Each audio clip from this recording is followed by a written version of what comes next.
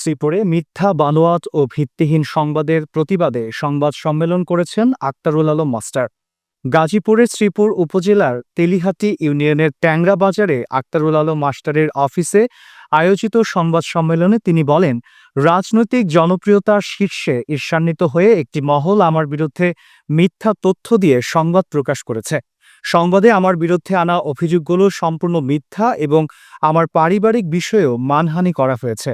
তিনি আরও বলেন, আমি ১৫ বছর ধরে দলের বিভিন্ন পর্যায়ের নেতাকর্মীদের সঙ্গে সহযোগিতা করেছি। দলীয় পদ ব্যবহার করে কখনো চাঁদা দাবি বা মিথ্যা মামলা দিয়ে হয়রানি করার অভিযোগ সঠিক নয়। রাজনৈতিক জীবনে আমি সবসময় দলের নেতাকর্মীদের গোপন ব্যালটের মাধ্যমে নির্বাচিত হয়ে নেতৃত্ব দিয়েছি। সংবাদ সম্মেলনে শ্রীপুর বিএনপির নেতাকর্মী সহ বিভিন্ন প্রিন্ট ও ইলেকট্রনিক মিডিয়ার সাংবাদিকরা উপস্থিত ছিলেন। জনপ্রিয়তায় ঈর্ষান্বিত হয়ে আমাকে হেয় করতে গিয়ে আমার এবং দলের ভাবমূর্তি মারাত্মকভাবে ক্ষুণ্ণ করেছে কুচক্রী মহল। আমি গত ১৫ বছর দুঃসময়ে দলের বিভিন্ন পর্যায়ে নেতাকর্মীদেরকে মামলা হামলার বিষয়ে বিভিন্নভাবে সহযোগিতা করেছি এবং এখনো করে আসছি। দলের বিভিন্ন কর্মসূচি পালন করতে গিয়ে বিভিন্ন সময় মামলা হামলা ও কারাবরণ করেছি। দলের নাম ভাঙিয়ে এবং দলীয় পদ ব্যবহার করে কখনো কারো কাছে চাঁদা দাবি এবং মিথ্যা মামলা